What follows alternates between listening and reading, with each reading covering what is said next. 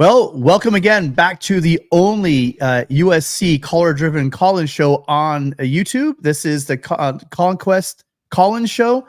We come every Friday at this time at 6 o'clock, 9 Eastern. We take your questions, your comments, your concerns. This is your show. You guys are the stars of this show. We know that we are not going to be the last, but we're definitely the first that are providing this content for you in a way that you could digest it and exactly what you want to talk about. We do have some topics. I did throw a quick survey in there. You know that USC, Lincoln Riley talked about the fact they're going to be going after a quarterback in the portal. They are looking for someone. I wanted to ask you guys, do you think we need it? If so, which ones? I put two of the bigger names out there. If you don't agree with either one of those two options, go ahead and write your option in the comment section. We'll try to hit those up as well. As always, I have Matt Zemek with me from Trojans Wire, covering everything portal, everything recruiting, everything USC and Danton Lynn that you could ever want over on his site, Trojans Wire. Matt, how you doing tonight? Doing well. There's plenty to talk about. Yeah, there is a ton. Well, let's start with the Danton Lynn hire. We've talked about a little bit when the news broke, and we talked about our Monday show. What have you been? Okay, well, why don't you talk about a little more of what you've learned more about Mr. Lynn? Well, I think the noteworthy story connected to Danton Lynn, not directly in terms of USC hiring him, but more in terms of the larger coaching carousel marketplace. Manny Diaz left Penn State to get the Duke head coaching job. And that's noteworthy on a few levels. One is that Diaz was not going to leave Penn State for another defensive coordinator job. He was going to leave for a head coaching job. So like the idea that Manny Diaz was realistically in play for USC, no. Diaz wanted to get back into the head coaching game if he was going to leave James Franklin at Penn State.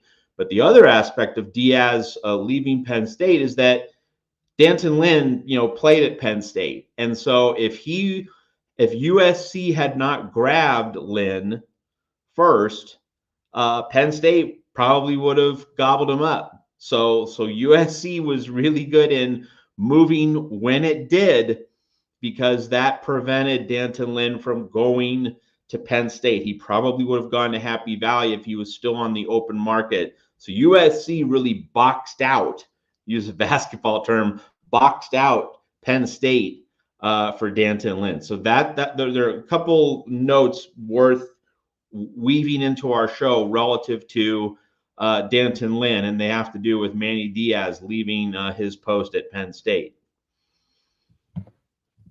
Yeah, it's timing's everything in life, right, Matt? And so, like you said, getting in there, getting Danton Lynn. Now there's a number of people saying that that Danton Lynn was not the first hire or the first option. I mean, obviously, we do know that other people were courted, but I believe he was the first offer to someone who was a likely candidate to take the job. Also, I've heard other people discuss this, and I've been talking about the fact that he's the one of all the guys that were named. Of course, he has his eyes on the NFL, but he just came from the NFL. He's been in college for 1 year. He's been a defensive coordinator for 1 year. I'm saying this is the most likely guy you might have for 2, possibly even 3 years, possibly. Whereas the other guys, you're probably running them for 1 year, and assuming everything goes well, boom, they're gone. Let's jump into this really quick. We actually have a call. No, actually, I want to do this really quick. I want to get Willie's. So if this call, hold on a second. Caller, hold on 1 second with you. One moment, okay? Yeah, sure. All right. So really quickly, Willie, thank you so much. Willie's kind of answering to the poll question that we put up as far as who do we think should be the quarterback. Willie, thank you so much again for your continued support of the show. I believe Will Howard will be a great addition. Give Nelson more time to develop, and Moss and Howard battle it out. Matt, what do you think the odds are if they got Will Howard? Because they're not going to bring Will Howard over to sit, really. What are the odds that Miller Moss is gone the next day? I don't know if he's gone the next day. I think Miller Moss might stick around for spring ball, and then he might transfer out after spring. I think he'd consider his options, but get more of Lincoln Riley's coaching in the spring, and maybe battle it out with Will Howard, see where you stand, and then maybe Miller Moss could size up the market. I I actually think that if Miller Moss does leave in the portal, it won't be now; it'll be in the spring. After USC gets its QB1. Yeah, I think he definitely is going to play in that bowl, regardless of whatever he's going to do. He's going to play in this bowl game. This is going to be the Miller. This is Miller time. It's the Miller Moss show. Yeah. He's going to have an opportunity to show what he could do. Throw to guys like Zach Branch, right? I know Rice is out. Well, I mean, I know he's declared. I don't know if he's going to play in the game. I'm assuming he's going to be out. Don't know yet. Yeah. Right. So that's up in the air. But we do know that he's going to have Deuce Robinson to throw to. It's a great opportunity for him to show what he can do against this Louisville team. I'm worried about the pass rush, but I think Miller is a cerebral guy, and he's going to get the ball. He's going to look really good. I think he's going to look really good. Earlier in the year, you heard Lincoln Riley talking about all the time, saying how he's picking up the offense. I think we're going to see a different. We're not going to see the dynamic running that we see with Miller, but with Caleb, but I think we're going to see the ball getting out a little bit faster on schedule, and it'll be interesting to see what he can do with the receivers. Okay, and so again, thank you so much, Willie. The rest of you guys, I am saving your answers. We'll go over the poll in probably about 5-10 minutes when maybe the calls slow down a little bit. But caller, I recognize this number, Adam. Adam, thanks again for calling in. How you doing? Adam, you there? Hey, guys, how are you? Well, thank you, Adam. Thanks for calling.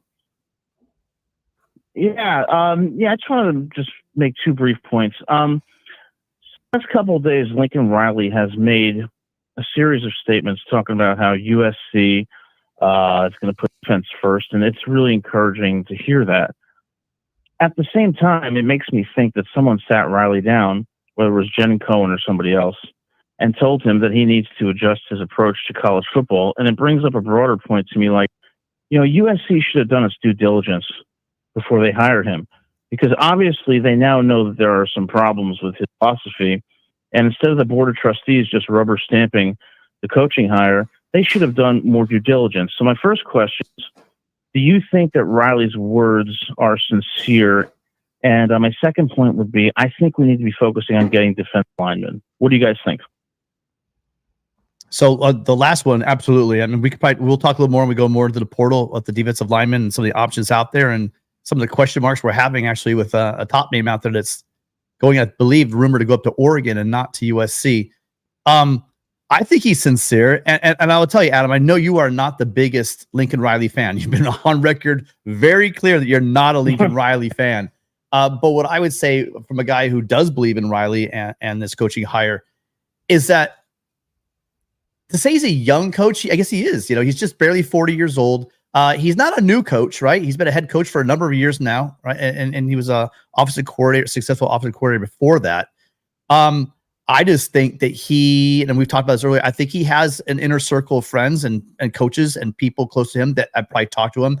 I don't think this was an ultimatum by Jen Cohen. I think she was involved in the process, but even she came out and said, basically, I would just try to get the names together and let him make his choice. As far as the defense, I think he's probably, everyone has an ego, and head football coaches have the biggest egos out there. And so the idea that he is getting his butt kicked and everyone is just look at what they say. Look, how would you like it, Adam, if everyone said that, hey, you know what? You're a great offensive mind, but my God, you don't care about defense. So what's his message? It's great messaging. He's staying on message, staying on point, saying, hey, everything we do going forward is to make an elite defense. Because if you get a good defense, what he's doing on offense, it's going to be win after win after win. And as they move in to the Big Ten, they're talking about they got to get bigger. They got maybe even change how they practice. All these things are on the table. It could all be lip service, but why? Why go all this way to do all this stuff? I think that there is going to happen. Matt, what are your feelings on that? In terms of Lincoln Riley being sincere and what USC needs, just kind of thinking about everything that we're seeing right now. One thing that concerns me a little bit, I'm not going to say a lot because, after the bowl game, you can make more changes to your staff. Like, the main thing is you need your head coaches and your coordinators on board right now. Like USC needed to fill that vacant defensive coordinator spot when the transfer portal was opening and before the early signing period began. But I will say I'm a little bit concerned that we haven't seen other defensive coaching staff changes. And we had Danton Lynn making a recruiting visit with Roy Manning, who's a holdover on this staff.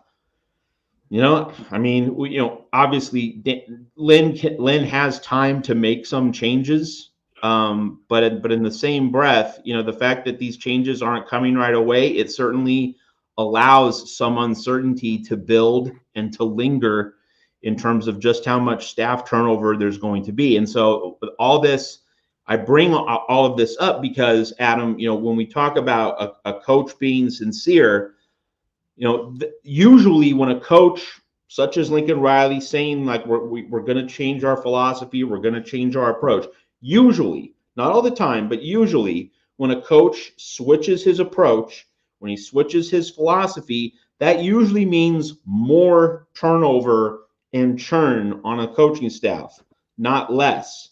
So the idea that you can change your approach and your philosophy, yet retain defensive staffers, or at least not fire them right away, like that doesn't seem to me to be in general alignment. But again, so Danton Lynn is not coaching the bowl game. He's just going to be an observer. He's not going to be calling plays. He's not going to be on the sideline. He's not going to be wearing a headset. So, all right, they're taking the approach of, we'll just see how the game goes. And then, really Danton Lynn will be more hands-on with the defense. That tells me that, USC is not going to rush this in terms of reassembling a defensive staff, that it doesn't have to act right away. So that, reduces or at least tempers my level of concern. But I will still admit to being concerned that USC didn't have a plan to redo the staff right away. But again, that doesn't guarantee that we're not going to see changes. So that's why I'm holding back on this. I'm taking a wait and see approach. But I am noting USC wasn't ready to do all these things right away, rat-a-tat-tat, rapid fire. And so that does allow for some uncertainty in terms of just what Danton Lynn is going to do in terms of building his own defensive staff at USC. Yeah, and you wrote about it, right. The fact that you're seeing Roy Manning out there on the recruiting trail, and the staff is yeah. Yeah, go ahead. Well, hold on. The staff is gonna be what it is. Dante Williams has also been out recruiting. It's gonna be interesting. He did make the comment, Danton Lynn said he came in and all I've been doing is just recruiting. He said I haven't even met with the staff yet. I think we're gonna have a lot more. I believe going into next week. I think we should get some clarity on that, Matt and Adam, as far as the shaping up. Because let's face it, you're coming up on the 20th is the early signing day. We're already well into the transfer. I'm sure that the recruiting they're talking about, I'm sure they're having discussions about staff, but they need to wire this thing up and get it together by the end of the weekend, early into next week, because it's getting to crunch time. Yeah, I agree with you. And the last thing I'll say is, I think Riley has heard the criticism, and it's encouraging. I mean, I think the hiring of Lynn was a thoughtful hire and a good hire. But at the same time, I don't know Lincoln Riley personally. I don't know what his personality is. And I'm not sure if it's just lip service or if he's going to really make the kind of fundamental changes that he needs to make and that we should have known about when we hired him. But at the end of the day, I want him to succeed, because if he succeeds, we succeed. And let's hope that's the case. So thanks for taking my call, guys. Always, Adam. Thanks again for calling and supporting the show. Appreciate you. Absolutely. Okay, that opens up a line, you guys. Tonight we're talking about, quarterback controversy. Do we need another quarterback? We're also talking about the staff or any questions, but this is your show. Call in, let us know what you want to talk about. Hello, caller. You're on there with Matt and Tim. What's your name and where are you calling from? Hey, my name is Craig. I'm calling from New York City. Can you speak a little louder? I'm barely picking you up there. I'm sorry. This is Craig. I'm calling from New York City. Great. Great to see you again. How you doing, Craig? How you doing, man? Good. I'm just calling because I wanted to know. Obviously, you guys asked about, Miller Moss, and are we excited to see Miller Moss? I'm definitely excited to see Miller Moss. And I just want to know, can we be honest now about our past quarterback? Is it time to be honest now that obviously he's going to NFL? Okay, you've got something on your mind. Go ahead. Go ahead and share it with us, Craig. You're hitting around something. Go ahead and go straight to it.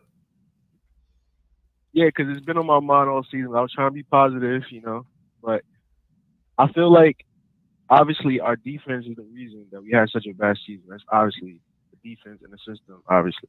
But the second reason, I feel like we lost at least 2 games because our quarterback couldn't get the ball out of his hands and was trying to play like hero ball every game. I even watched the games over because there's nothing else to watch, I only watch USC football. So, and it's like he never got the ball out fast enough.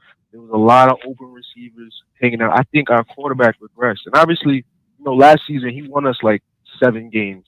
But this season, I think he lost us 4 games. So, I mean, obviously, him and the defense, I think they lost us 4 games. So, I'm definitely excited to see Miller Moss. And obviously, I watched Miller Moss play, when he was in the limited time, and he gets the ball out fast. He plays in the system. He's checking his reads, going through his reads. And Caleb Williams, if the guy's not open downfield, he's just scrambling around and getting sacked and losing the ball. And then, like, I just feel like it was no accountability with him, too. Like, if he goes out and throws 4 picks, it's not like he knows you're not going to sit him. Like, so I'm just so glad that he's gone, obviously. Like, I mean, obviously, I appreciate hold on, but Craig, I cannot believe you just said you're glad that Caleb's gone. I'm glad. Oh, my goodness. I'm definitely glad. I'm going to tell you why. And I mean this from my heart because I watched the games again. This is not like something I just thought of in the last 5 minutes. Caleb cost us 4 games that we could have won. I'm telling you, he doesn't get the ball out fast enough. Okay, hold on. Yeah, great numbers. Can I deal with that point that he lost 4 games? All right, he definitely lost the Notre Dame game, no question about that. But did he lose the Washington game when USC gave up 52 points? And did he lose the UCLA game when basically USC didn't show up in the trenches? I mean, I think you can make a case for the Utah game in particular. Like, he was not at his best, and just a little bit more from Caleb Williams in that game could have put USC over the top. So I can buy Notre Dame and Utah. Oregon, USC was down 29-7 in that game. I know that the final margin of victory was 9, but like, it was pretty clear Oregon was the much, much better team in that game, and Caleb was having to do things by himself. So I would say Caleb lost USC 2 games. I think that's fair, but 4, that seems to be a bridge too far. And when you say that, now I'll go a step further. Did Caleb lose? I mean, Caleb threw the interceptions, but it was the offensive line that was like, Matador defense, just letting dudes, free runners right off the bat. He had no time to throw the ball. And I think Matt, I've seen it a bunch of different places, but I think you eloquently put it, debate. He's just not, like, remember Carson Palmer early on? There's these guys with big arms. They try to, Brett Favre, they just try to fit things into tight windows, and they got these great arms, but then they throw a lot of interceptions. He doesn't really do that. He's very conservative with his throws. Obviously, when you go to the NFL, those windows shrink. The cornerback and secondary play is that much better. You got linebackers that line up very well with tight ends and even slot receivers. So you're gonna have even tighter windows. I think Caleb can do it. I mean, he's got the arm talent. He's gonna be able to do it. I think that was the only knock on him. But I would never go 2 things. One, I would. Are you kidding me? They could start. They should sell off Traveler and see if they can get enough money to have him stay. I mean, the thought of losing him, really, this year's offense wasn't on Caleb. This year's offense was on the offensive line. And I do think our offensive line is going to get extremely better. I've been preaching about these freshmen. They're going to be redshirt freshmen next year. These guys are huge. These guys are talented. And the thing that jumped off, right off the bat to me in the very beginning is these guys, USCJ and I were taught this. These guys are nasty. They play with a nasty streak to them. And so I'm I'm really looking forward to see how many of these guys, as true sophomores or redshirt freshmen, are going to get on the field. Because when I think that Notre Dame game, I think it was interceptions, but it was almost like a combination. You got Caleb thinking he has to score on every drive, so it puts pressure on him. So he's going to make some throws he probably wouldn't throw if he had a defense that wasn't, going to give up touchdown after touchdown after touchdown. And then you had the offensive line just having free runners at him the entire game. So did he? Yes, but this is a team sport. And why was he throwing those interceptions?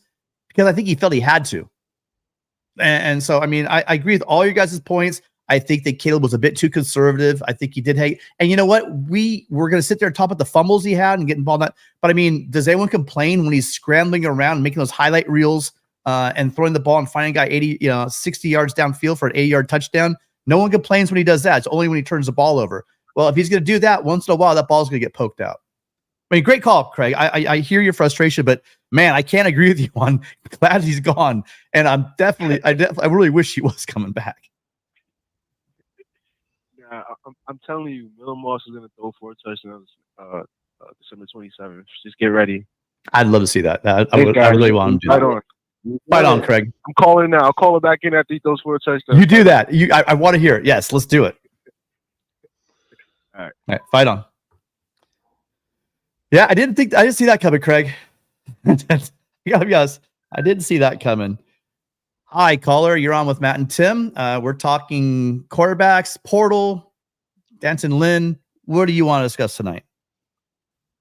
Hi, guys. It's Dave from Iowa, first off. The first point I want to say, so I just got a point/question for you guys. Am I right or wrong saying that 100,000 untrained eyes has changed Lincoln Riley's philosophy and perspective on college football? Well, I am the not self-proclaimed. I'm the voted Riley apologist and fanboy. So you don't want to ask me that question, because I'm going to go with, I think he's a brilliant coach. I think he may have been stubborn. I think he gambled on last year on Grinch. But here's what I will say. I think he's learned, the way I'm practicing, it's not working. And so I will give you that. I think he's taken his lumps and he's learned. Matt will give you probably a little more what you want to hear. Matt, what do you got? I think we have to wait and see with Riley and to the caller, if you caught me at the beginning of this show about 20 minutes ago, I made the point that, this defensive staff needs to be filled out, or at least, assuming that, if there really is a changed approach, a different philosophy in evidence, that means we need to see new guys at the position coaching spots on the defensive side of the ball. And I know Adam, who called in, he made the point last week on this Colin show that he said, and I think there's at least something to it until Lincoln Riley disproves it. Lincoln Riley hired someone who was 6 years younger than him because there is something to the idea that Lincoln Riley wants to be the smartest guy in the room. I think just psychologically, methodologically, I think that Riley doesn't want to be outshined by anyone. I think that's why a rock star defensive coordinator, hasn't jumped at the chance to work for Lincoln Riley. And so until we get more proof, I'm not saying it's not going to happen. I'm just saying it's open-ended right now. It's uncertain. We need to see some evidence, tangible evidence that Danton Lynn is empowered to fully assemble his own defensive staff. We haven't seen that yet. Might happen, but we haven't seen it yet. And so until Danton Lynn gets to hire his guys to populate the rest of the defensive staff, this is still a door that's open, and there's a question mark in the doorway. So that is, to me, the next really big internal drama. Not talking about recruiting, but just in terms of how USC's operations proceed after the defensive coordinator hire. That is the really big story right now at USC, in my opinion. Okay, I want to ask you guys both this question though. Matt, you're saying that he's going to be overshadowed. Couple of things. The dude is so high up on a pedestal. So, I mean, I know they care about what fans think, but you guys really care about what their peers think. And I would say that that Riley's in rare air when it comes to talking. I mean, he goes to the NFL, and he talks passing concepts with the NFL in the offseason stuff. Yeah, this is a guy that's very well thought of.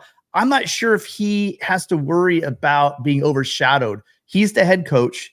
His offense is going to shine. You know, they don't give Heisman's out to the defense. I honestly do believe that he would love to have. He would have. I mean, they did. They went after Leonard. I guarantee they went full on after Leonard. I guarantee. We know they went Tony White. They went knee deep with Tony White. And this, why would he want to start over again? He probably got a good bump in salary. They matched it. I don't know. I mean, I guess, we're going to find out, right? Because talk is cheap. Just like, was it Adam?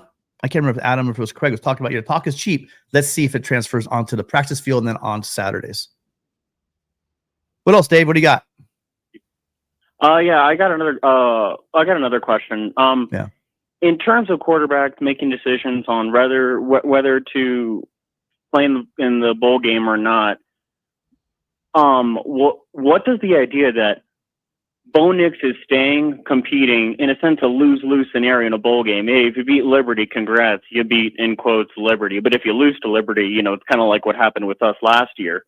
And then for USC situation, hey, if you lose, rough season, but if you win, hey, there's kind of hope and somewhat should be confidence going into the next season. But Caleb isn't playing, my assumption, because the offensive line is so bad and Oregon's offensive line is so good that Bo Nix has confidence going into the bowl game.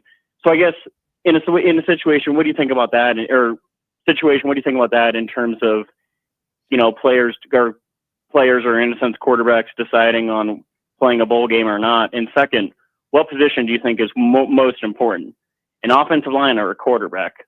From my opinion, from my perspective, offensive line makes a quarterback, and there are only two exceptions: Patrick Mahomes and Caleb Williams, because both those guys can escape the pocket and still make fantastic throws. But again, there's only one Pat Mahomes out of 32 teams.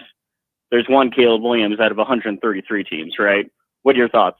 If you gave me my choice between a solid quarterback and an elite offensive line, or an elite quarterback and a solid offensive line, I'm going to take that elite offensive line and the solid quarterback almost every time. I just am, because I do believe you win football in the trenches, and we've seen there haven't been many of them, but when you put together an elite offensive line, it opens up your run game, your pass protection, and a lot of things. When you have guys like Caleb, that's why that last call really kind of shocked me.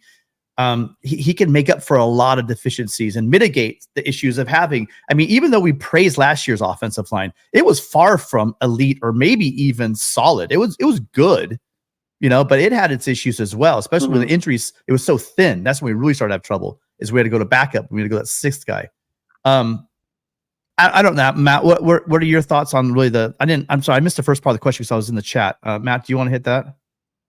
Yeah, about Bo. Why is Bo Nix playing in the bowl game against Liberty? His draft position isn't solid the way Caleb Williams is. So Bo Nix has a chance to score 60 points against Liberty and put a lot of nice plays on film and improve his draft stock. So I think that's the definite angle in terms of why Bo Nix is playing. In terms of the bigger picture with USC, I think offensive line is the most important position group. And people have said in the chat, and they're right, we need a couple big time defensive tackles. We need to be in on Nolan from Texas A&M, and we need to get some other studs on the defensive front.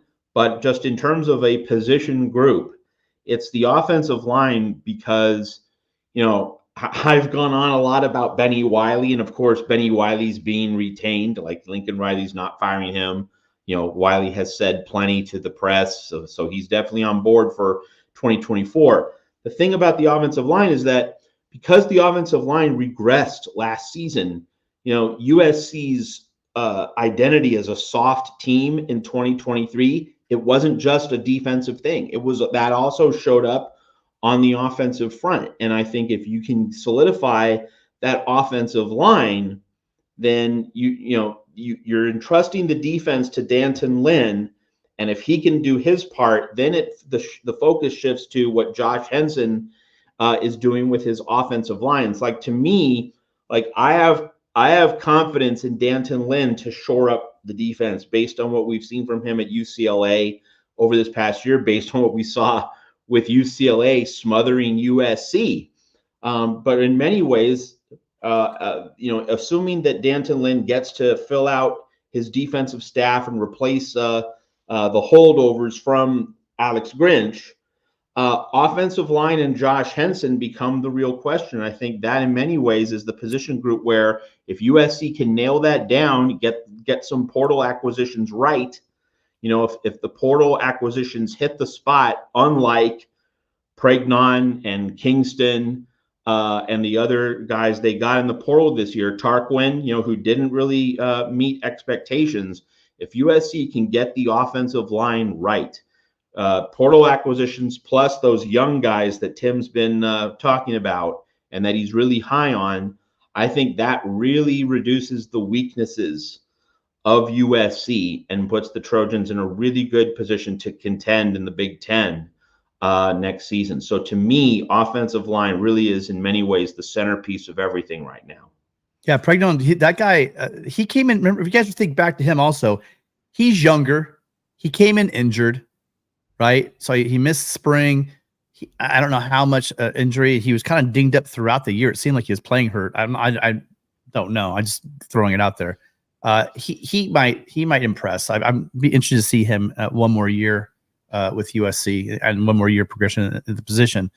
And then with all those freshmen, and I'm sure they're going to pull some they're going to find someone from the portal to come on in. I think that the offensive line should be solidified.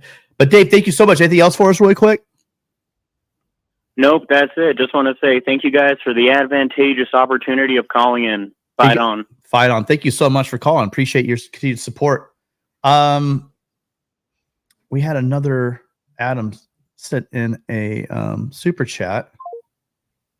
Adam, thank you so much. What guys do you think of Aiden Childs from Oregon State, Dylan Gabriel from OU, and Dante Moore from UCLA? You want to hit that while I get this next call? Yeah. So, Adam, I mean, your question touches on an important piece of news. I don't know how many people know this, but I saw this on Twitter just before I went on the air here. Blake Shapen, quarterback at Baylor, he has committed to Mississippi State and new coach Jeff Lebby. Why is that significant? It's because Dylan Gabriel's top three was Mississippi State, Oregon, and USC. Not in a particular order, but, there was speculation that Gabriel would follow Jeff Lebby, who coached him at Oklahoma this year.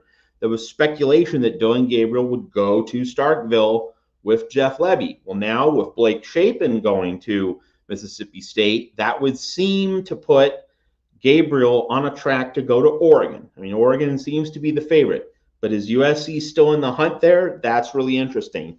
And so a real big discussion point right now in terms of the quarterback market in the transfer portal is Oregon going to get Dylan Gabriel as its 2024 quarterback and Dante Moore as its 2025 quarterback? Dante Moore would sit behind Dylan Gabriel in 2024. Then he would be given the keys to the offense in 2025. Is Oregon going to get both?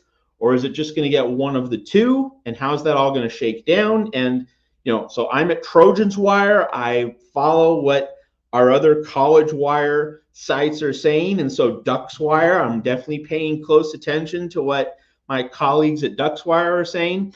And the folks at Ducks Wire, before Dylan Gabriel entered the portal, they were saying Cam Ward to Oregon, Cam Ward to Oregon.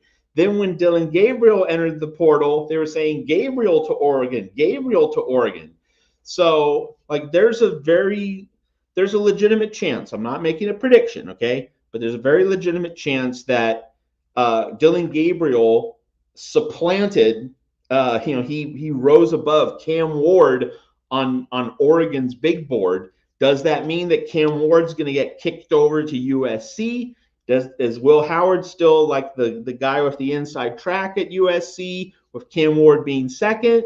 There's a lot of ping pong balls in play, so to speak, with Will Howard at USC, and then Cam Ward and Dylan Gabriel with Oregon and USC both being in the mix there. It's going to be interesting to see how that portal drama shakes out. Yeah, excellent. Quick, couple more super chats really fast. Trucking with C Money. None of the top programs rely on transfers. Correct. They usually do the more traditional way, but remember, Lincoln Riley's in a rebuild. Lincoln Riley's trying to get the lines together, so that's going to take some time. They're going to be in the portal, but he has said that he wants to get more traditional model. But I mean, I think look at Michigan. Michigan's not building that team with just their high school recruiting.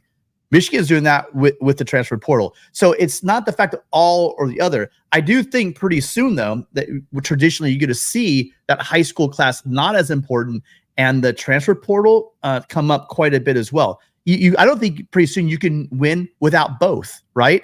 In the NFL, you don't win with just the draft or free agency. It's both to get together the roster that you need to win. It's going to be the same thing in college. And so I don't think the answer is one or the other. I think it's looking at your roster and what you need. Any thoughts on that, Matt? Yeah, just in terms of none of the top programs rely on transfers. All right, let's make sure we put that word rely in context.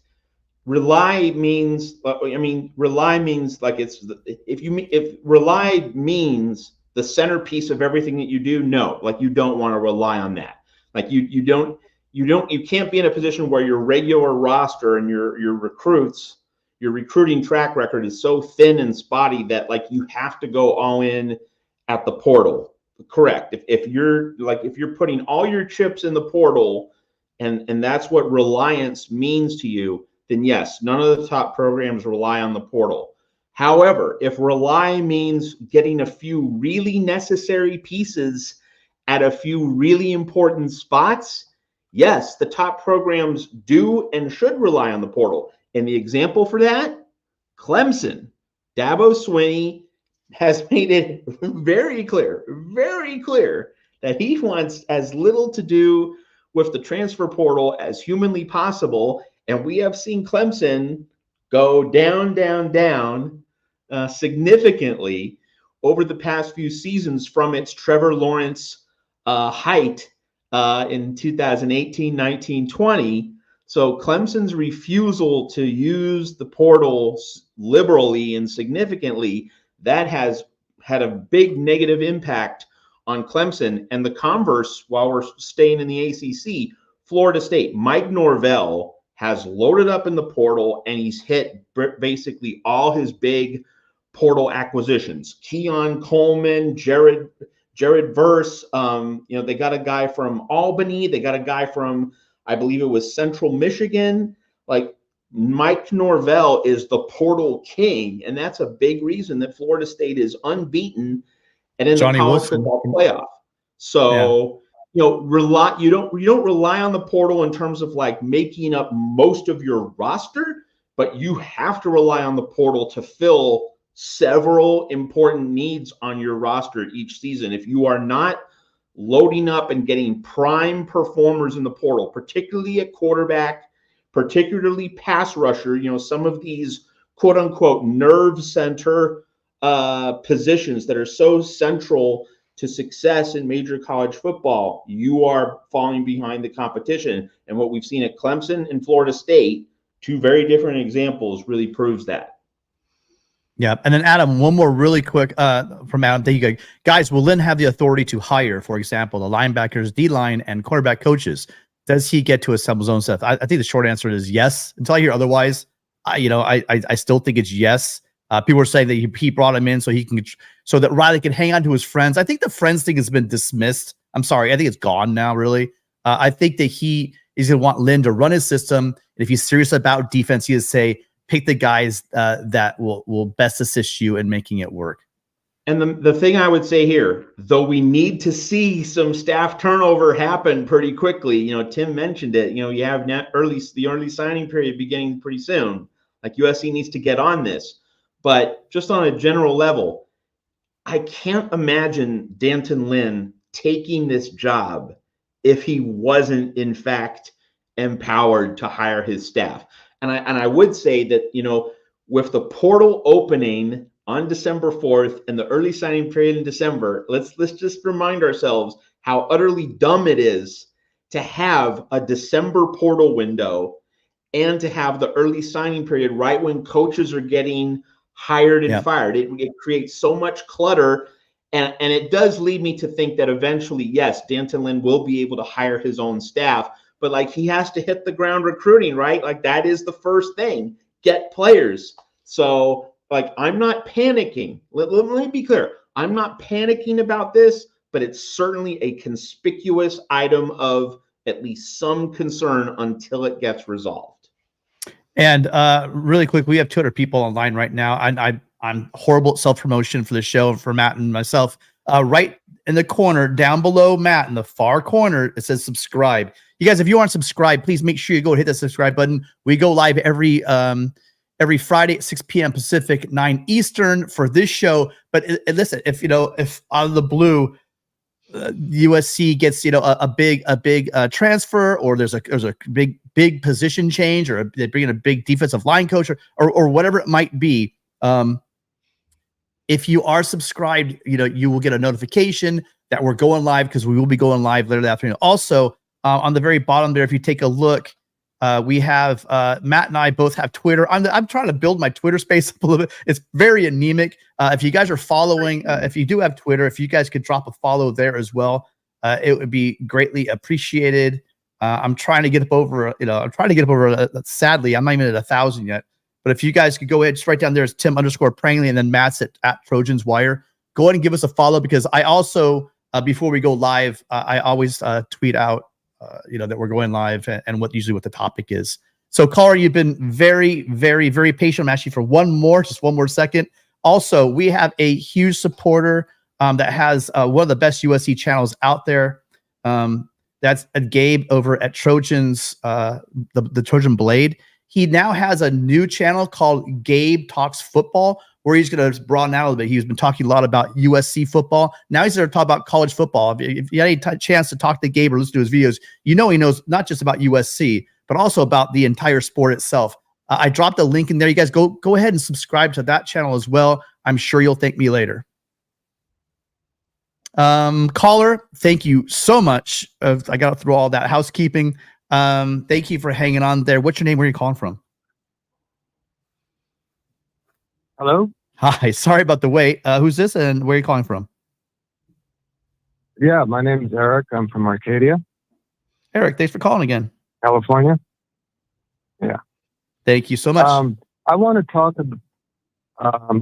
about the state of our current quarterbacks, Miller Moss and Malachi Nelson, specifically Malachi. What has gone on with him? Wasn't he the top of his class? Wasn't he the top pick over Arch Manning, I believe? So what is the state of Malachi Nelson is what I want to know. Well, that depending on what recruiting service you had, they swapped out. If you remember, Nelson got hurt and he didn't play any of the All-Star games. And all of a sudden, mystically, he started dropping like a sandbag. I think it was like one, or I think it was like two. I think he had Arch Manning #1. I think most of it. I'm not really. I do follow recruiting, but not really that detailed anymore. And I certainly don't remember it. But he was, let's put it this way: he was one of the top 3 to 4, I think, right, for most of the time. And then he dropped like 5 or 6 at the very end. Just one, because this is all about these All-Star games they played. He didn't play, and then he was penalized for that. And then the answer was, well, it wasn't as much what he didn't do, it's what the other guys did, and it's like whatever. But yeah, I mean, I've watched him play. I watched him play against a great great St. John Bosco defense in the playoffs. I've seen him a couple of games at Los Alamitos. The kid can sling it. He's really good. A lot of people were down on him for a spring game where he was coming off of an injury and he didn't have a chance to throw all spring, and then he goes out there and made a couple one off his back foot. I mean, that was it. That seems like a century ago. I'm going to be interested to see, what his development is. I know also that Lincoln Riley talked about the fact that, he's had setbacks as far as I'm sure he was referring to his shoulder surgery that he had. It was a non-throwing shoulder that he had in the offseason, but also he kind of alluded to the fact he might have had some injuries throughout the year that kind of stunted his development. Miller Moss was from the previous from the previous regime, but has done everything you could want in the quarterback. He's been ready to go. He did not look great in that Stanford game, I will say, but I do believe he was a 4-star. He was a highly recruited quarterback himself. Very capable. We talked about earlier the fact that Lincoln Riley has praised him for how quickly he's picking up a lot of stuff. I think he's gonna be a little more cerebral quarterback. Not quite as fast, but he can move. He's shown he can move. Matt, what are your thoughts on the quarterbacks? Yeah, it's important to remember that Malachi Nelson was injured not nearly 100% during spring ball. So like that kind of set him behind in terms of overall development, reps, the ability to just be fully up to speed, be able to fully prove himself. There's a comparison to be made with USC basketball where, Vincey Wuchukwu has been dealing with back problems. And Bronny James had the heart attack. Like they haven't been able to perform practice in the offseason, and that has left them behind the developmental curve. That's a big reason why USC basketball is struggling, because projections of USC basketball involved Iwuchukwu being full strength at the start of the season. Clearly, that's not the case. So really, that's a comparison with Malachi Nelson that we need to see him healthy. And it's interesting in terms of this bowl game, because we know that Miller Moss is going to get most of the reps. This is Miller Moss's big audition. But we do need to see Malachi Nelson get at least a couple series, if not more. And it's going to be interesting to see how Lincoln Riley juggles, giving Miller Moss the QB1 level reps, but, how much can Miller Moss, how much will Malachi Nelson be able to play in this game, along with Miller Moss? That's a really important question. I hope that Malachi Nelson at least gets some work, and it's not just like a mop-up situation. I think I'd like to see Miller Moss get the whole first quarter, no questions asked, and then maybe Malachi Nelson gets a drive midway through the second quarter, and then Moss gets the end of the second quarter, start of the third quarter, and then Malachi Nelson gets a drive early to mid third quarter. I think, Lincoln Riley needs to find a way to work him in. You want to give Miller Moss his chance, though, so he should certainly get most of the reps. He should get the most important reps in this game, but you should give Malachi Nelson at least a couple of non-garbage time drives, so that he's thrust into the middle of a good, live situation. You don't just want to throw him in at the end when the outcome is decided one way or another. You want to put Malachi Nelson into a 14-10 game early to mid second quarter, so that he's feeling game and scoreboard pressure. He's dealing with what can be construed as a quote unquote normal football situation. So hopefully, Lincoln Riley will balance the reps and the opportunities in the bowl game accordingly, with Miller Moss getting, I'd say, 75-80% of the reps, but Malachi Nelson getting a decent chunk and not in garbage time. Hopefully it's going to be something akin to that in the Holiday Bowl. And I hope there is no garbage time, because I'll tell you what, you guys, this Louisville team is not a joke. And that pass rush is not a joke. And that offensive problem is not a joke. They're going to put up points.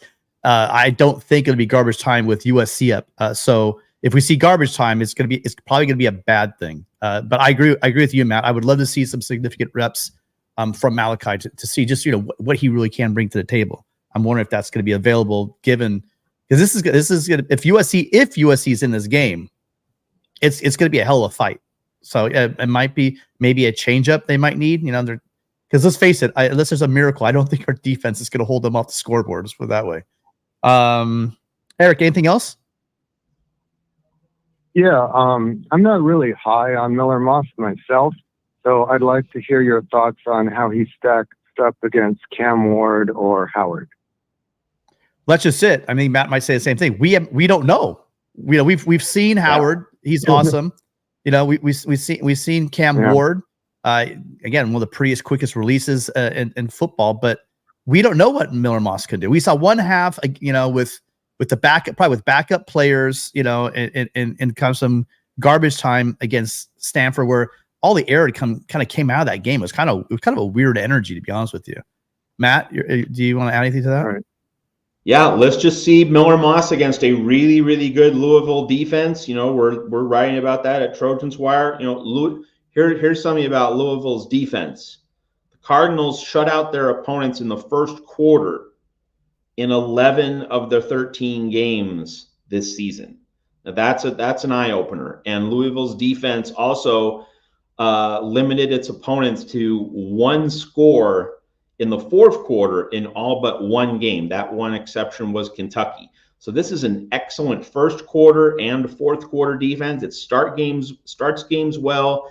It ends games well. So like this is a great test for Miller Moss. This is a great, it's a really good opponent for Miller Moss in the sense of like winning the game doesn't matter that much for USC. What matters is giving Miller Moss a significant test, also hopefully giving Malachi Nelson some meaningful work and really seeing how these quarterbacks measure up, because the more Lincoln Riley can gather in terms of solid information, the more he can plan his quarterback room for 2024, the more he can evaluate. So it's good that USC is going up against a strong defensive team. And after the Holiday Bowl, we will know a lot more about Miller Moss and hopefully also Malachi Nelson, but especially Miller Moss, since it's primarily his game. It's primarily his audition for 2024, whether it's at USC or another school. This is like Miller Moss's big career opportunity to show what he has and to see how much of an opportunity he can get to be a starter in 2024 college football. Yeah, absolutely. Eric, did you have anything? I don't know why it popped up there with Craig, but Eric, did you have any other questions for us? Or any other further comments? Yeah, just the last thing is, do you think that it's like 100%, 80%, 90% that Lincoln Riley is for sure going to get another quarterback? And is that quarterback already in the portal? I would say yes. Who it is, I think at the very least, I think they might go for depth. Here's the thing: what's to say if let's just, for instance, let's just say that Miller Moss gets the nod in spring, and Malachi Nelson says, "You know what? I'm going to go portal," or vice versa. You might need that. He might be looking at that third option. I don't know, but I would say yes. I think they are actively going for a quarterback. I don't think they might take just anybody, but I do believe they're going to come away with a quarterback. Matt? Yeah, I think you're going to see at least one portal pickup. Which one that is, we don't know, but it's hard to think that Lincoln Riley is going to just ride or die with just Miller Moss and Malachi Nelson. He's going to add someone to the mix, but which one, we don't know. Great call. Thank you so much, Eric. Appreciate you calling in tonight. You're welcome. Thank you. I appreciate your show, and I watch it all the time. Great, Eric. Fight on. Thank you. All right. Next callers. So let's move it along a little bit. Really quickly, again, I'm terrible at this, but hit that subscribe button, you guys. That's the only way you know when we're going live. Or the second best way is also to give us a follow on Twitter. Make sure you're following us on Twitter, because I will leave a message when we're going live there. There's some great news coming up next couple of weeks. Best way to ensure that you hear is to either subscribe or to follow us on Twitter.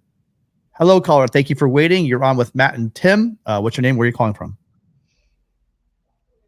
Enrique, my friend. Enrique, hey, how you doing? Hey. No pseudonym tonight. Good, I like it. All right off the bat. How are you doing? No, fine. Listen, I gotta say my three things that I want. Okay, so just listen to me, because I know you get a little bit irritated if we talk about Lincoln Riley. Lincoln Riley was my choice too. I think he's a great person, but yes, he doesn't want nobody to shine more than him. I know, because I'm a psychologist. The man is good. He should. Okay, so a man was born to be a man, and a woman a woman. Let the bird fly. Let the fish swim. Here's my thing: take care of your offense. whoever this guy that is coming in, get your hands out of the cake. Let him do whatever. Now, here's my situation. That's number one.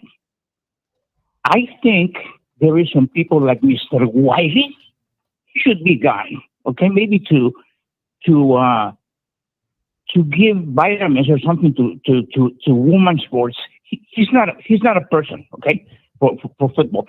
USC was known to be the greatest, the strongest. Everybody was afraid of USC. Ever since I can remember now for 4 years, and this goes to my second point. Oregon has been stealing the underworlds of USC. And you know what? That's not called for. I know in my heart, Oregon pays them to come to the school, to their farm, and they steal the players from USC. And I sit here hoping and praying to God that this next one, like Cornelli and all this, they're going over there. Let me ask you a question. They're young little kids. They don't know that USC has history and wins national titles. Oregon does not win national. And guess what? At least in my lifetime, they're not going to win anything. I can guarantee you 1,000,000%. After Alabama, if not before, they're my most hated team. Look what Alabama and the SEC has done to college football. They have destroyed it, but of course, ESPN is the papa and the mamas of the SEC. That thing that they did to Florida State, you gotta be kidding me, man. I had to go to the bathroom and puke after I listened to that they left them out. And I used to like Kirby and Kirby and the what do you call it, when that game day. Ever since that wrestling guy got in there, he brought in a lot of hatred, and it's rubbing off into Herbie and all the other ones. Look, even Lee Corso, he doesn't know which one to. They probably tell him over the table, get this one. Don't pick Ohio State. Pick this one. I'm tired. I used to wake up at 6 a.m. with my little coffee and stuff. I don't see that anymore. Now, the third point. Here's the third point. The third point is very simple. You know what? I'm so upset, man.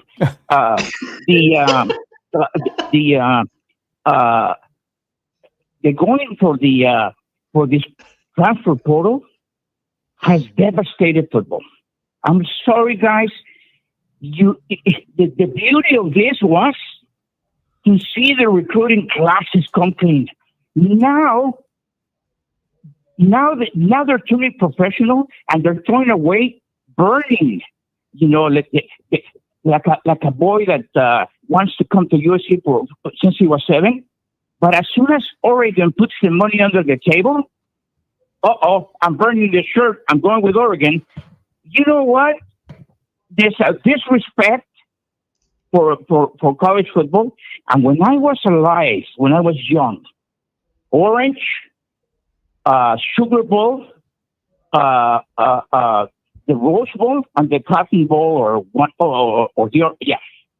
Now we have how many? 82. Everything is money. Stop it. Give us the sport. Do not take away the beauty of what used to be, where they would get the best team in those 4, like the time of Nebraska and Miami and USC. That's the way it should be. This is boring. And who's to tell you that look, I'll bet you anything. Remember my words. This guy Nolan, from Texas A&M, that offensive lineman, or is it it's one of those linemen, 5 stars. I will bet my home that he's going to go to Oregon. You wait and see. Remember, because as soon as Oregon, they have special people listening to USC. As soon as USC starts to want somebody, Oregon has to come like a bat fly and take away the honey. Okay? So anyway, those are my three things. I think Riley will do good. He's a very good person. He's young. That other guy that is coming in with the defense, let him alone. And but yes, he needs to make some changes. I like Noah, but I don't like that Willie guy. You know, even his name is weird.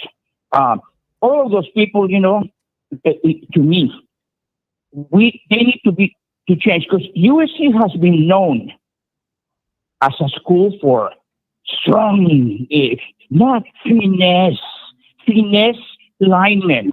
That doesn't work with USC. Remember the times that USC used to play? My wife doesn't know football, and she would sit with me saying, USC always wears him out by the third quarter. And that was USC, baby. The great runners, the line, the quarterbacks. But now, guess what? Take out the damn sword and hit whoever you want. Get Oregon out of the way. Get the Mafia of Alabama. And let's go pure with University of Southern California. Guys, God bless you guys.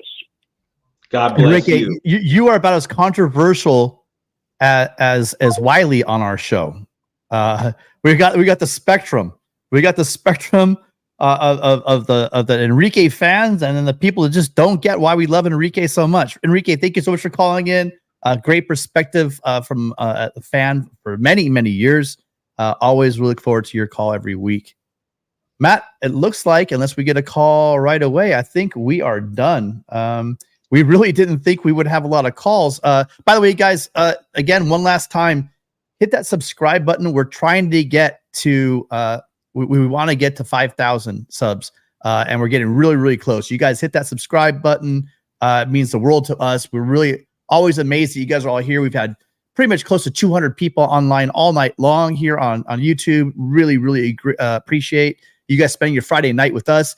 Make sure that if you haven't already subscribed, also make sure the other great way to be in contact with us is you're following us on Twitter. Give us a Twitter follow if you're on Twitter. We will always send out a message when we're going live, and there will be some breaking news, some great news coming up.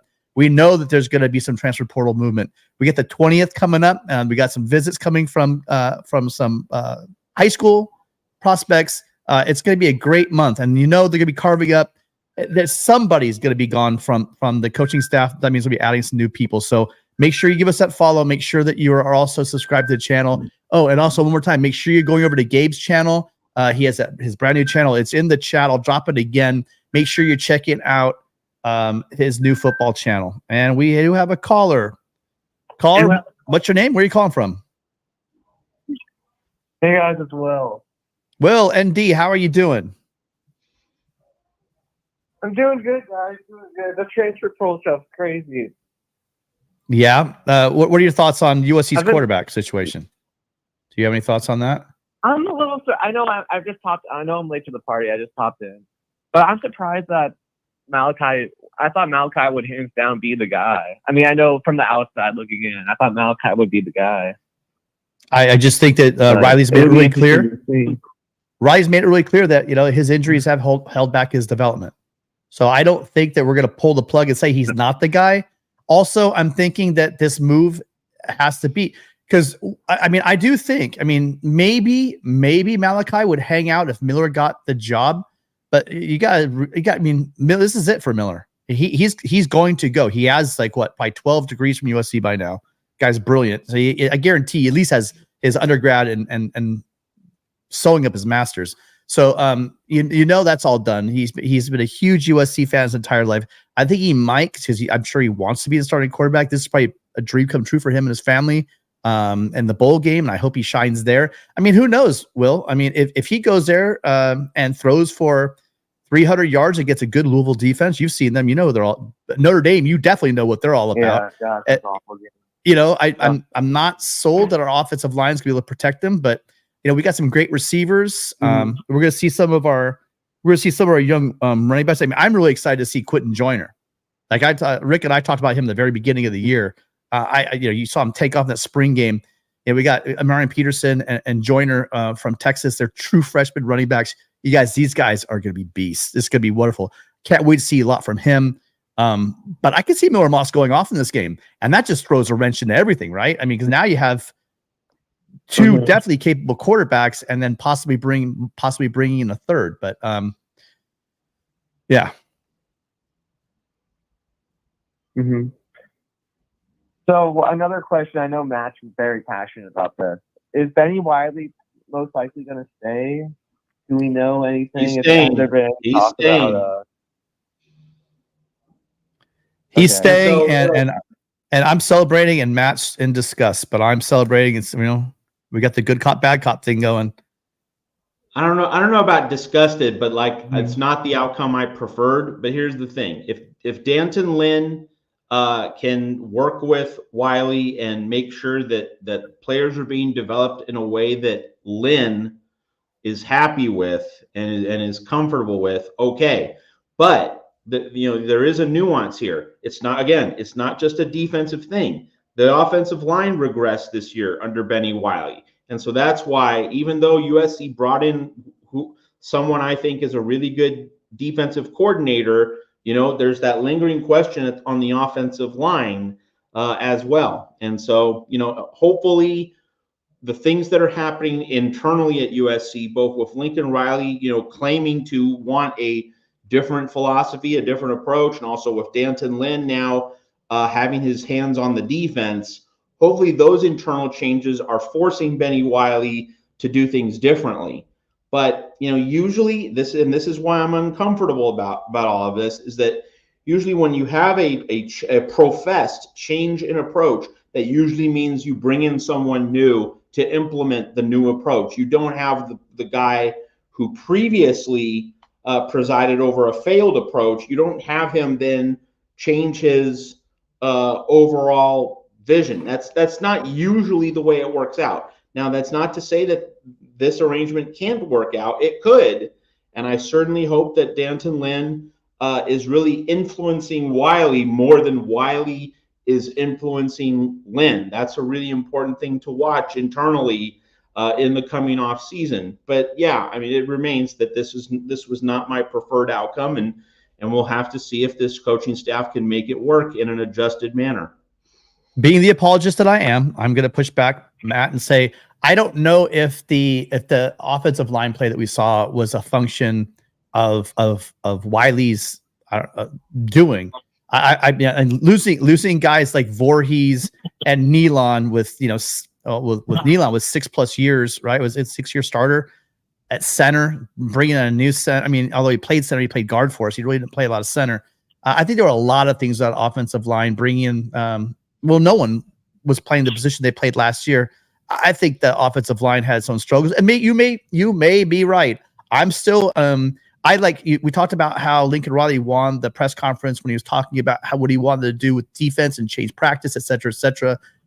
Listening to Wiley there today on Trojans Live on Monday, he said all the right things to me. He said, "Hey man, I was at Texas Tech and they want big dudes. I gave them big dudes. It looks like now we want to get bigger going into the Big Ten. Everyone's got to eat and lift, and they don't got an option. Everyone's got to get bigger."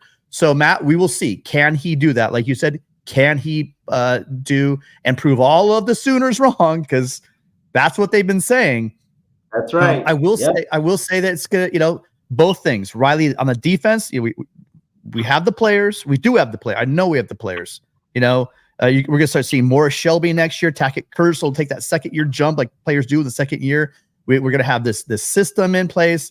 We're going to have bigger, better players. The downside is we're going to play a murderer's row of a schedule. So fans out, Trojan fans, I know everyone thinks we're going to go 11-1 next year. That would be a minor miracle if we were able, with the schedule that we have, to go 11-1. But let's see if all these things that we're talking about in the offseason play out on the field and practice field. I am optimistic. As always, that's who I am. We'll see. We'll see exactly what happens. Anything else, Will? Yeah, I mean, I think 10-2 in a playoff spot would be the goal for USC next season. Is that? Would you guys agree with that? That would be a great season. Yep. With that schedule, going to the Big Ten, 10-2, with we don't even know the problems with travel, everything, but all the new things that would be going on. I would with those guys, 10-2. That means we're splitting with Notre Dame, LSU, Penn State, and Michigan. I'll take that. I'll take that right now. You bet. Yep. Yeah. Where do I sign up? Yep.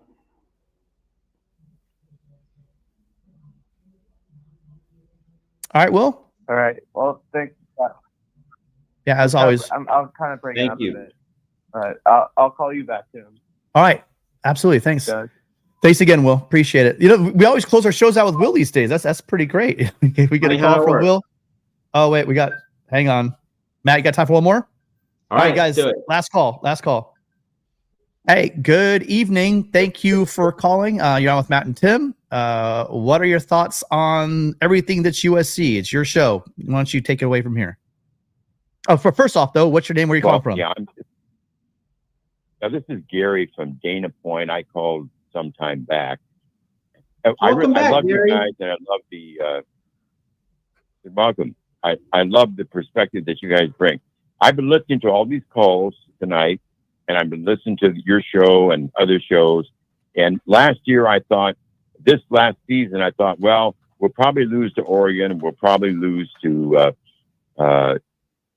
Notre Dame.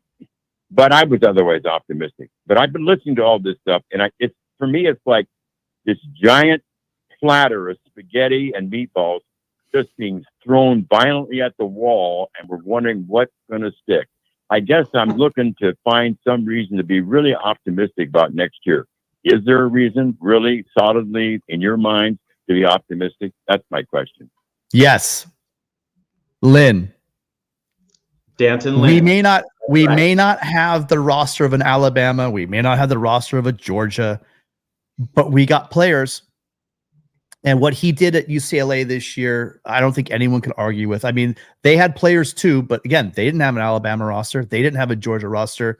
This is one of the hot up and coming guys. You look, Rex Ryan, Buddy Ryan tree, stout defense against the run. Jim Harbaugh singing his praises. And then it wasn't all that. He jumped to a defensive coordinator position at UCLA and made them the best defense in the Pac-12. I mean, and in 1 year, how quickly he turned that around speaks volumes for me. Now, is it a guarantee that it's going to happen? No, nothing's guaranteed.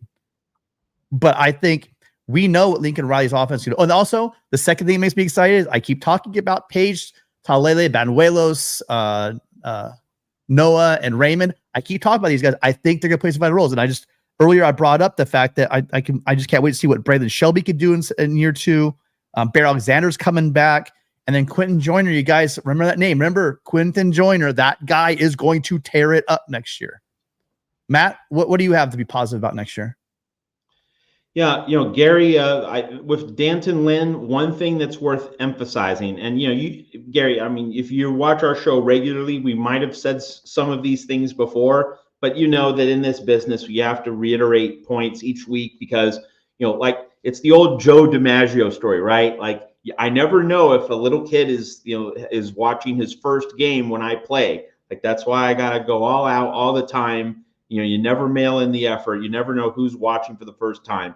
So I'm going to repeat myself here, but it's necessary to repeat the point that as good as UCLA's defensive numbers looked on the surface this season, they really are 10, 20 times better than the numbers would actually suggest because UCLA's offense was so bad. Like, right. As an example, the UCLA-Utah game, UCLA's offense scored 7 points and put its defense in bad situations that whole game. And of course, the pick six at the start of that UCLA-Utah game immediately put the Bruins behind. That's a game where, a lot of defenses that either aren't well coached or aren't deep or aren't mentally tough or any or all of the above in combination, a weak defense or a defense that's not ready for prime time the bottom falls out at some point, maybe middle of the third quarter, maybe early fourth quarter, just because the offense just continues to set up that defense to fail, and it's Utah and it's Salt Lake City. No, UCLA's defense remained strong that whole game, gave up just one score to Utah. And this is with less than great talent. And so I'm not convinced the way Tim is that USC has the players on defense. Like, I think players need to prove that they are good enough before we say that. But did UCLA have high-end talent coming into this season? No, it did not. I mean, maybe you could, at maybe one or two positions. Murphy twins not, and not 1 Sorry. through 11. Not 1 No. through 11 for sure. And Danton Lynn took, this these leftovers basically, and he made a gourmet meal out of those leftovers. And so that tells me that even if USC doesn't hit some of its targets in the transfer portal on defense, which, it really needs to do, you really need to hit on some of these guys.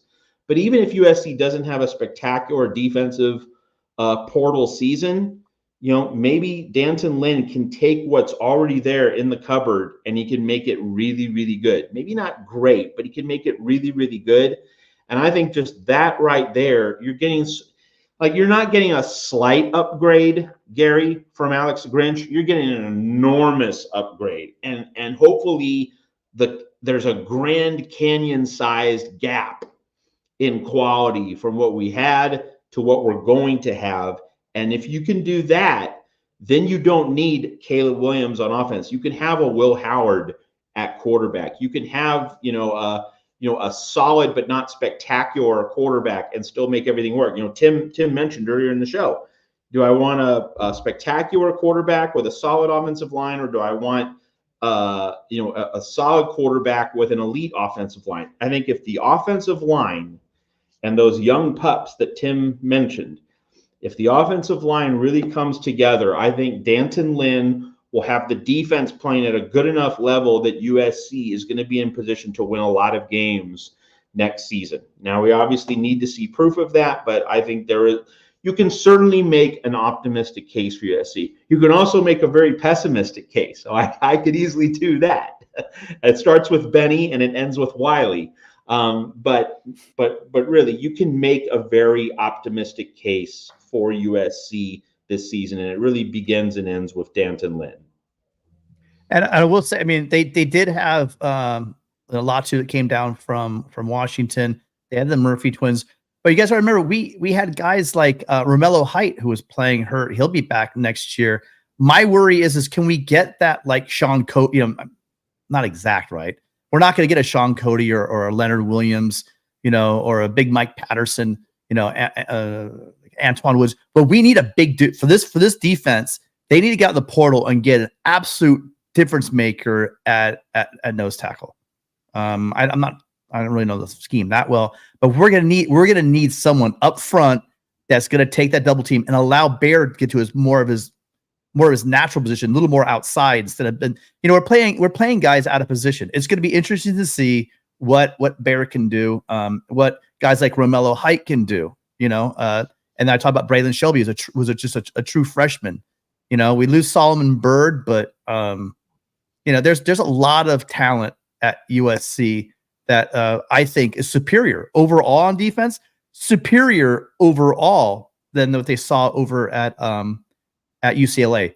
And the name escapes me, but their safety, their hot young freshman safety, is in the portal. His defensive coordinator goes across town. We might just have a little present coming up pretty soon from a nice safety. And, Caleb Bullock has not declared yet. I'm not saying he's staying, but there's a chance you have Caleb Bullock come back. There's a chance. You might need to put some size on. I mean, who knows? I think he's gone, but there's a chance he stays. This could be a very talented defense. That's why I'm saying I think there is talent. I think a lot of these guys are playing out of, guys weren't how do you play defense when you're not even lining up? You know what I mean? When you're screaming, where am I supposed to be? Where am I supposed to line up? Who am I covering? Guys getting lost in coverage, bad run fits. All over the place. Let's see what these kids can do when they don't have to think and they can just attack. I think that everyone is going to be very happy with the defense. Oh yeah, and by the way, USC Football for Life. Solomon Tulapupu's because Solo's coming back next year. That's another pass rusher. So I mean, or defensive end, or whatever Lynn wants to do with them. That's they're going to have some players. Stay healthy. All right. Thank you. Thank you, Gary. Always love your calls. Yeah, loud and clear, Gary. We always, I love your perspective. I've grown up in the sport listening to my dad, and believe me, I love hearing the perspective of the longtime Trojan fans. So your call is always welcome. Well, one last thing I'd like to say, you don't have 200,000 or 300,000 people listening to you tonight, but those of us who are listening to you tonight, we really hang on everything you say because you have the trained eyes. And I'm a longtime football fan, but I don't know that much football really when it comes down to it. But that's why I hang on what you guys say. Trojan Wire, of course, is a must.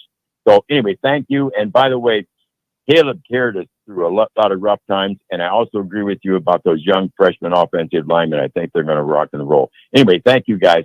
Thank you, Gary. Fight on. You're the best.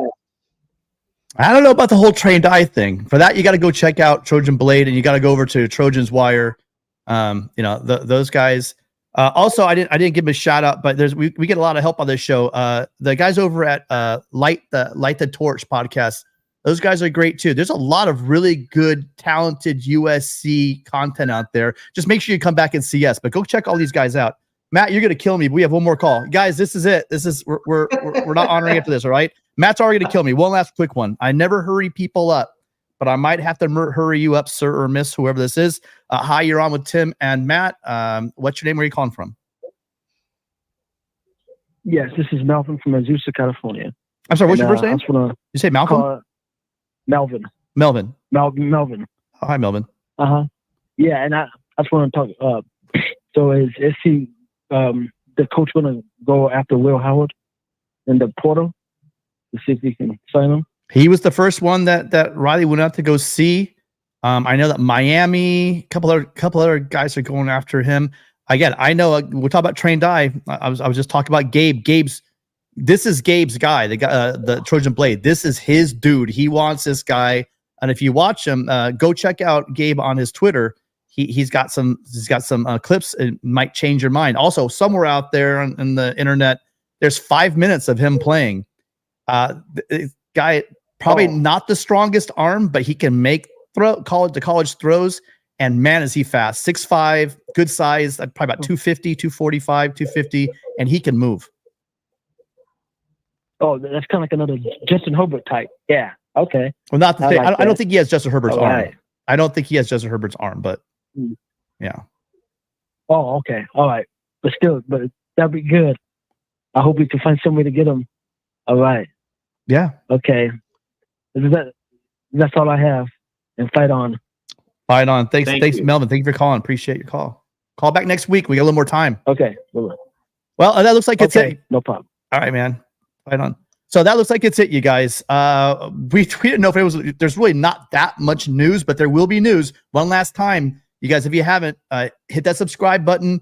If you could also, I'm trying to get my followers up, Tim_Prangley on Instagram or on Twitter, or with Matt at Trojans Wire.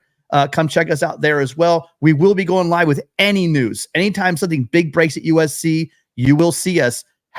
If you subscribe with your notification bell, and also if you're following us on Twitter.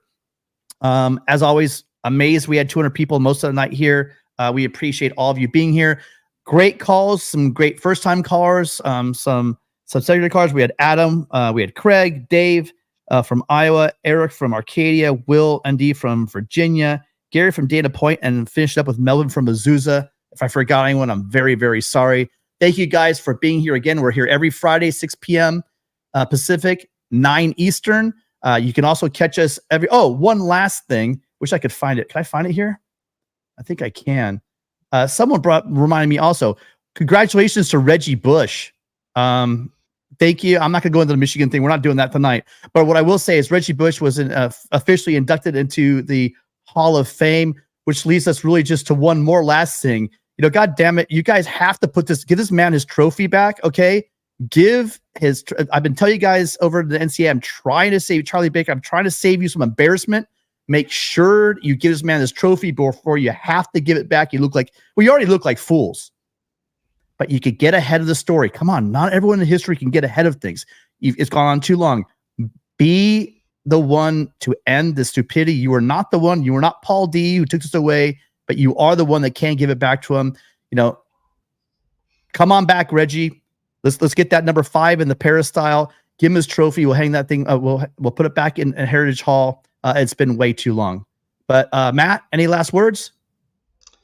Anything going on? Last word really is a non-football note. You have Bronny James playing his first USC game on Sunday at 1:00 in the Galen Center, and then you have Juju Watkins and the women's team playing 30 minutes after, around 3:30, give or take 10, 15 minutes.